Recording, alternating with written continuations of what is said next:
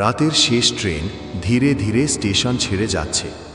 স্টেশনটা এখন একেবারে ফাঁকা, শুধু একটা স্ট্রিট লাইট টিম টিম করে জ্বলছে।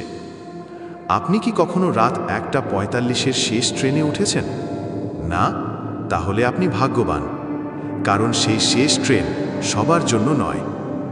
আজ বলবো তেমনই এক যাত্রীর গল্প, যে সেই ট্রেন ধরেছিল আর তারপর রাত তখন 1:30। সমুদ্র বন্দরের পাশের ছোট্ট একটা স্টেশন, নাম মাঝেরহাট স্টেশন। শহরের গণ্ডি পেরিয়ে এই স্টেশনটা যেন ভুলে যাওয়া একটা জায়গা। চারপাশে কুয়াশা, বাতি একটার পর একটা নিভে যাচ্ছে। স্টেশনের এক কোণে বসে আছে রাহুল, একটা ব্যাকপ্যাক কাঁধে। ওর মুখে ক্লান্তি, চোখে কিছুটা হতাশা। আজ ওর অফিস থেকে দেরি হয়েছে, বউয়ের সঙ্গে ফোনে ঝগড়াও হয়েছে। সব মিলিয়ে ওর মুড খারাপ। শেষ ট্রেন ধরতেই হবে, না হলে শহরের বাইরে থাকা ফ্ল্যাটে ফেরার উপায় নেই। প্ল্যাটফর্মে আর কেউ নেই। এক বৃদ্ধ চা বিক্রেতা স্টল গুটিয়ে নিচ্ছে। হঠাৎ এক বিড়াল পাশ দিয়ে হেঁটে যায়। কুয়াশার মধ্যে বিড়ালটার চোখ জ্বলজ্বল করে ওঠে। রাহুল চমকে ওঠে, কিন্তু নিজেই নিজেকে আশ্বস্ত করে, ধুর, রাত বেশি হয়েছে, মাথা কাজ করছে না। রাত 1:45। দূরে আলো দেখা যাচ্ছে, ট্রেন আসছে, কিন্তু কেমন যেন অন্যরকম, পুরনো, যেন এই যুগের নয়। গার্ডের কেবিনটাও অদ্ভুত। রাহুল ভাবে নতুন কোনো রুটের ট্রেন বুঝি। ট্রেন থামে, কিন্তু দরজা খুলছে না। একটু পর ধীরে ধীরে একটা কামরার দরজা খুলে যায়, যেখানে ভেতরে আলো টিমটিম করছে। রাহুল উঠে পড়ে। পুরো ট্রেনে কেউ নেই, একদম খালি। সে বসে পড়ে জানালার পাশে। ট্রেন ধীরে ধীরে চলতে শুরু করে। বাইরের আলো এক এক করে মিলিয়ে যাচ্ছে, কিন্তু অদ্ভুত ব্যাপার, ট্রেনের গতিবেগ বাড়লেও বাইরের দৃশ্য যেন একই রকম রয়ে যাচ্ছে। হঠাৎ পিছনের সিট থেকে একটা নিঃশ্বাস ফেলার আওয়াজ। রাহুল চমকে উঠে পেছনে তাকায়, কেউ নেই। আবার সামনে তাকায়, জানালার কাছে নিজের প্রতিবিম্ব দেখে। কিন্তু এক মুহূর্ত সে নিজেকে ছাড়া আরও একটা মুখ দেখতে পায়। এক কালো মুখ, চোখ নেই, শুধু ফাঁকা গর্ত। সে চিৎকার করে উঠতে গিয়েও পারে না, গলা শুকিয়ে যায়, আর মুখটা এক ঝটকায় মিলিয়ে যায়। ট্রেনের আলো এবার একে একে নিভতে শুরু করে। শুধু একটাই আলো জ্বলছে, যেটার নিচে রাহুল বসে। এখন শব্দ ছাড়া কিচ্ছু নেই।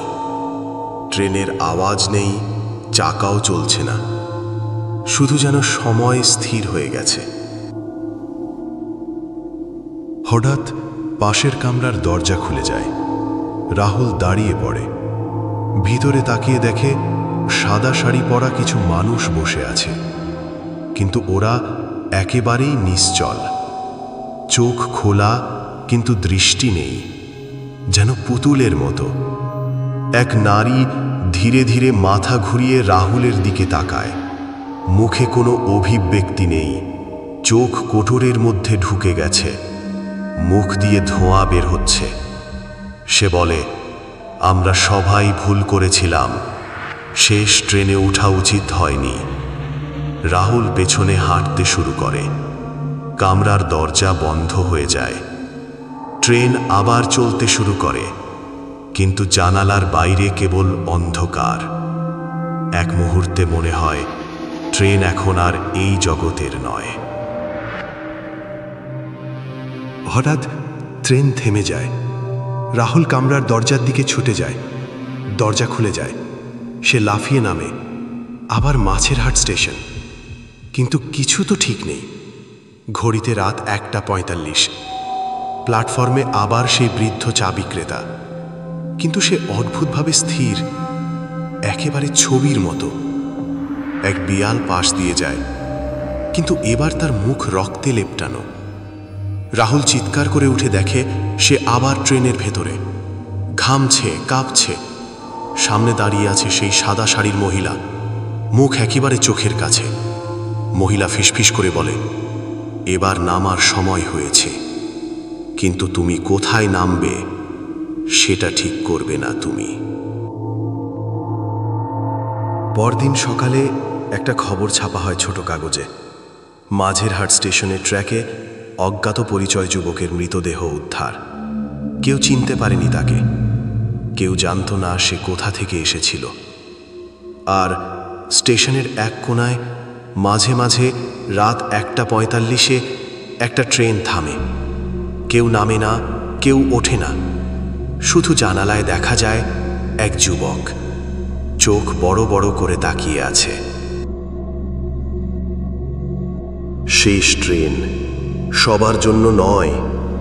অনেক কিছুই সময়ের বাইরে চলে যায়, কিন্তু কিছু ট্রেন কেবল আত্মাদের নিয়েই চলে।